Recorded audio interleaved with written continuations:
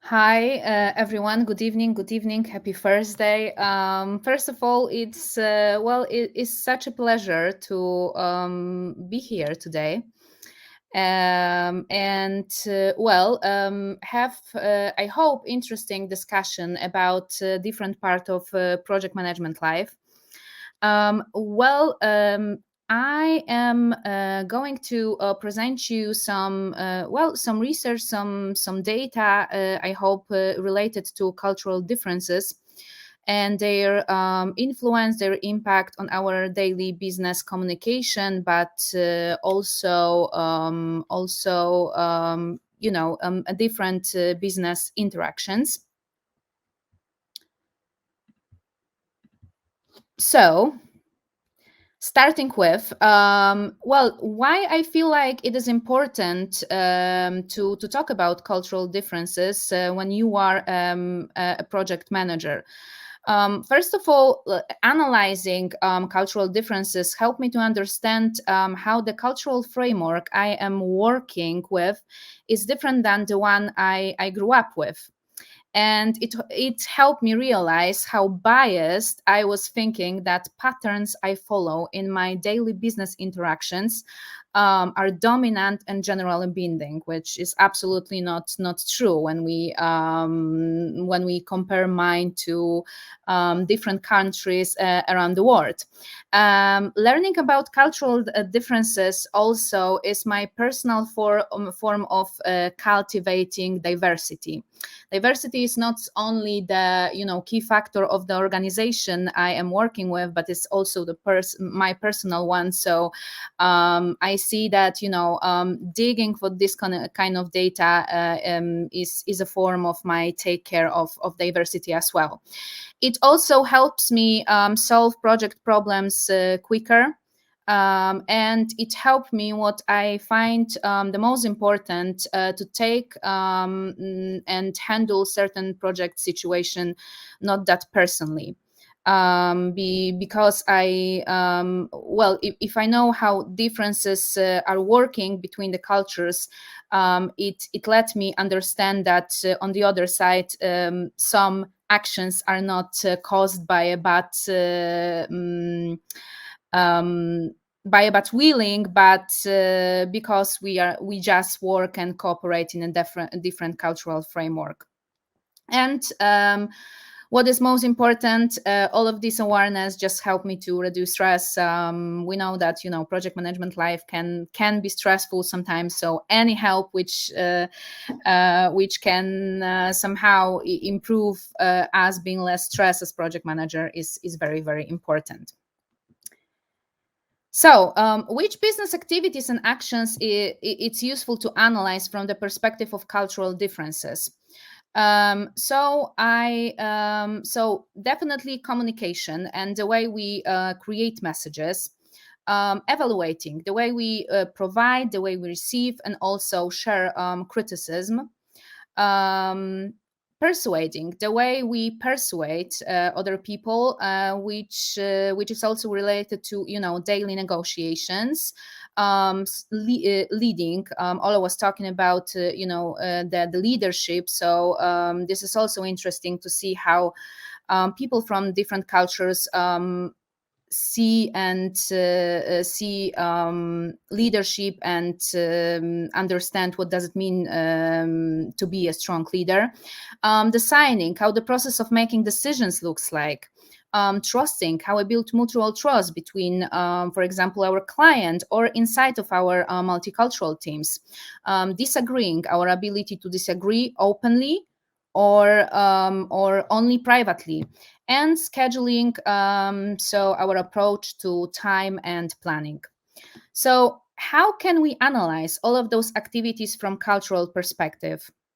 Erin Mayer, the professor at INSET, one of the leading international business schools, who taught thousands of executives how to work more effectively across cultural differences, used scales to map cultural differences related to business interactions. Erin mapped mention activities on scales, placing them based on comparisons you are seeing on the slide. So, well, as it should be a lightning speech, I'm not going. I'm not able to discuss all of those scales. So it's going to be only a teaser, maybe for you to dig into that topic. So I'm going to briefly discuss some selected scales which I found useful from the project management perspective. So, starting from communication. Well, analyzing communication from cultural perspective, let us understand how various cultures build and convey messages. So, in general, how people from different cultures see what does it mean to be a good speaker. So the communication cultures are divided into low and high context communication. So what is the difference between low and high context communication? In low context communication, people are trained to communicate as literally as possible. So good communication is all about clarity. If the message isn't understood, the fault is held by the sender. Repetition is appreciated because it helps clarify the communication. To compare, in high context communications, messages are often conveyed implicitly, require the listener to somehow read between the lines. And good communication is subtle, is very layered, and you need to listen and speak between the lines. The responsibility for understanding the message is shared between the sender and the person who received the message. So yeah, those read between the lines. It's also the responsibility of the side who is listening to a certain certain message, let's say. So how cultures are placed on the communication scale? Well, as you see, Japan is seen as the highest context culture in the world. And on the other side, US is seen as the lowest context culture in the world, followed by Canada, Australia, the Netherlands, Germany, and the UK as the highest context culture from the Anglo-Saxon cluster, because all of those, apart from being located on a certain part of the scale, there are also certain clusters. So well, how to be a good speaker and approach well each of the communication cultures. So low context culture may perceive high context speakers as secretive, lacking transparency, or unable even to communicate effectively, right? So once you talk to low context culture representative, start your conversation by stating the main idea, make your points very clearly, and at the end recap what has been decided and what will happen next, and ask if your message was clear enough, and then even follow up what you said with with an email. In high context communication culture, well, they may perceive low context speakers are inappropriately stating the obvious. So whenever you repeat a certain part of well, of your speech, or you ask if did you understand everything what I said, people from high context culture may have this kind of impression, well, they treat us like we are children. So once you talk to high context culture representative, learn to listen what the message meant instead of what has been like directly said, and look for no between the lines, even if the first sentence starts from yes. Well, kind of challenging. When we should use the writing for in communication, definitely approaching low context culture.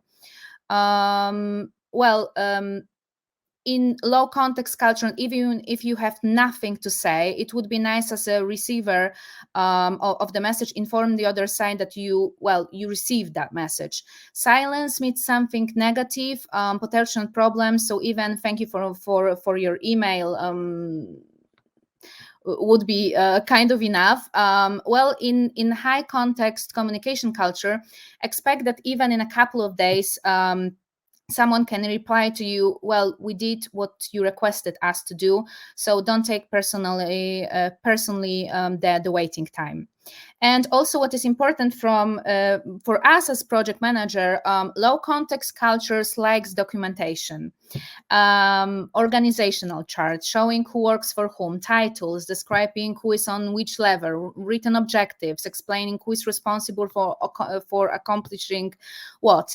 Well, in high context communication, written documentation is less necessary. Written form may be treated even as a lack of trust and not professionalism. So you can imagine analyzing our own cultural framework, how different this communication may look like. Moving forward to the next thing which we can analyze from the cultural perspective. Evaluating. Well, evaluating and let us understand that managers in different parts of the world are conditioned to give feedback in dramatically different way. Well, the cultures are divided into direct negative feedback cultures and indirect negative feedback cultures. Negative feedback in direct negative feedback culture is provided very, very frankly. Negative messages stand alone. They are not softened by positive ones. Absolute descriptors are often used when criticizing, and criticism may be given to an individual in front of the group. To compare to indirect negative feedback culture, well, their negative feedback is provided very, very softly. Positive messages are used to wrap negative ones. So first, for example, we can say something positive, and then somehow, even hide this negative feedback. Qualifying descriptors are often used when criticizing, like you did something quiet, not well. And criticism is given only in private. It touches also, the positive feedback as well when it comes to this direct and this indirect feedback culture. So some countries are differently located on the communication map than on evaluating scale. For example, Americans are low context culture, low context communication culture, but they pass negative feedback in indirect way. And for example, French are high context communication culture, but pass negative feedback very, very directly, and as the research say, in very passionate way even. A great example also of high context and direct feedback culture is Russia, where you need to speak between the lines, but direct negative feedback is passed very, very sharply and directly.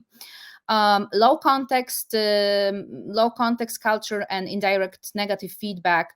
The great example is the USA, where you can well, it is very common to give 3 positives for every negative part of the feedback. And for most direct negative feedbackers, US feedback style is confusing and even false. Here we can see how different countries pass the negative feedback.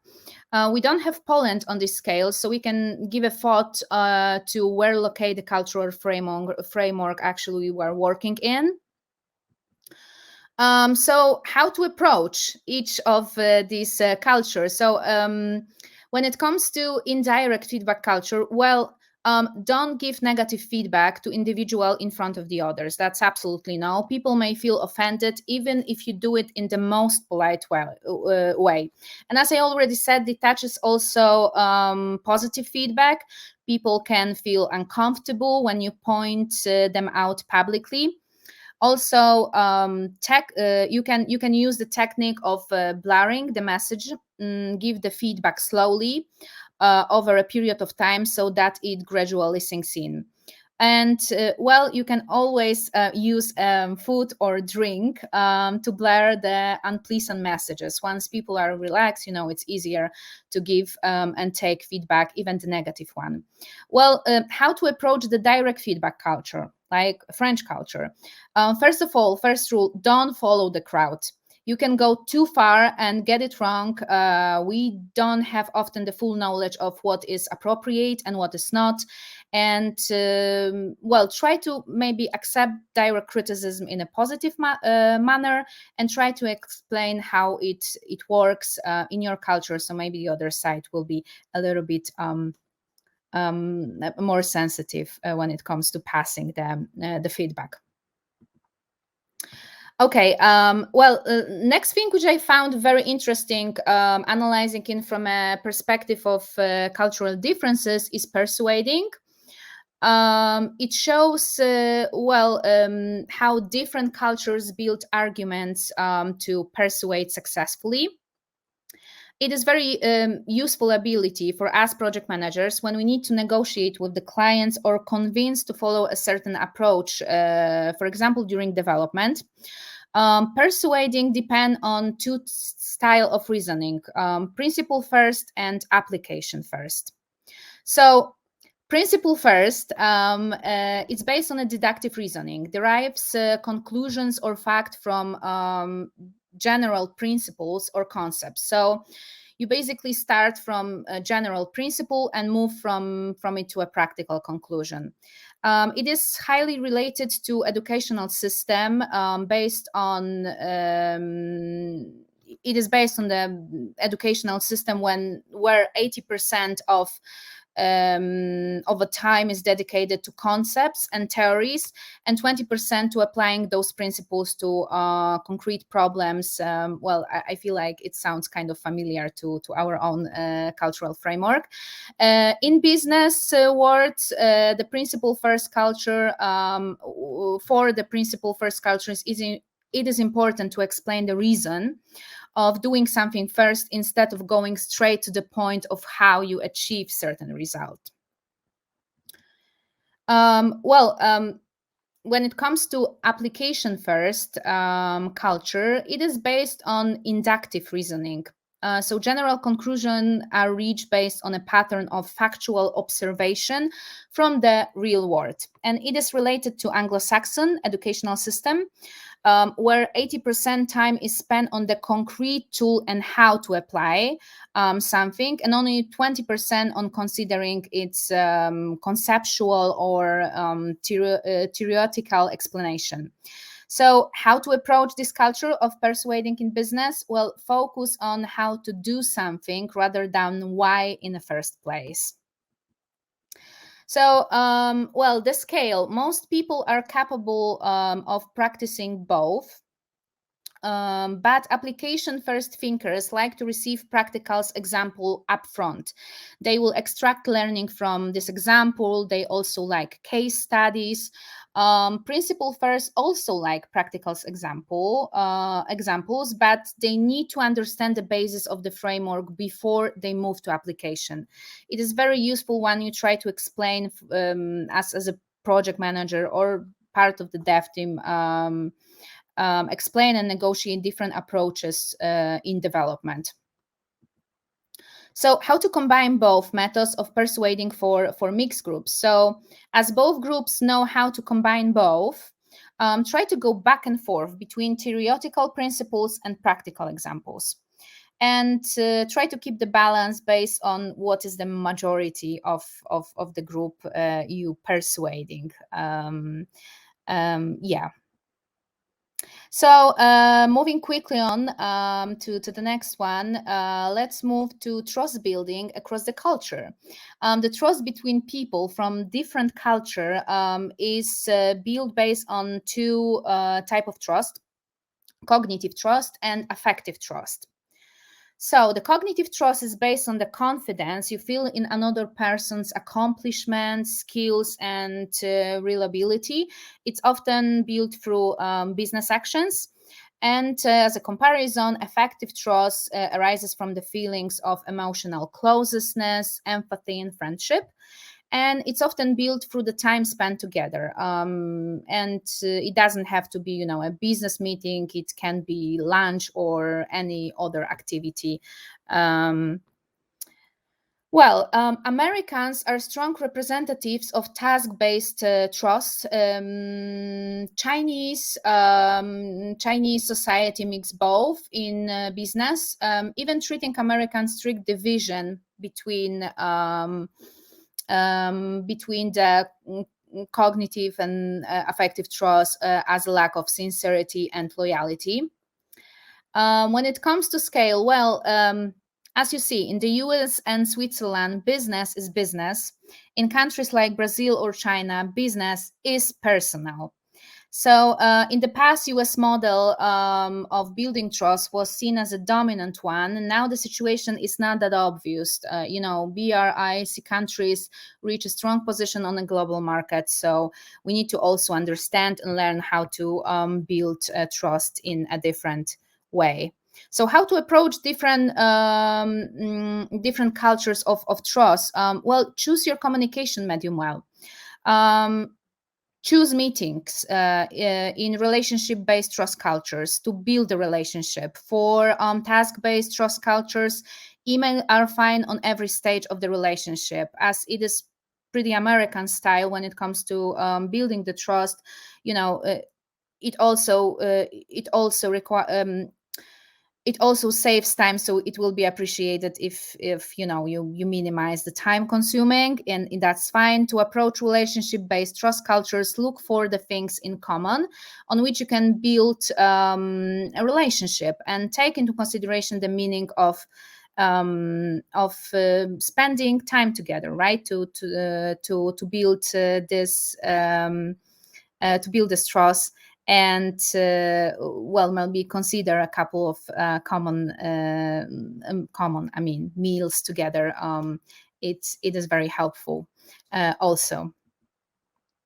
The clock is running, so I must stop up our close cultural management discussion, leaving you with some thoughts. I think it is super interesting and broad topic. So I hope my presentation would be only the introduction, a teaser to broader discussion about cultural differences and their impact on business systems of different parts of the world.